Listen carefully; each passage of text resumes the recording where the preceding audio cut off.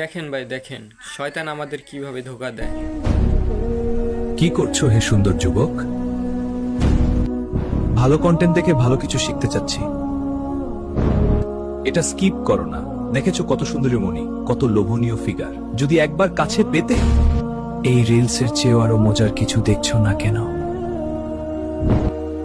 ওয়েবসাইটে যাও, অসংখ্য সুন্দরী নারীরা তোমাকে আরো মজা দেবে। না, এসব আমাকে গুনাহগার বানিয়ে দেবে।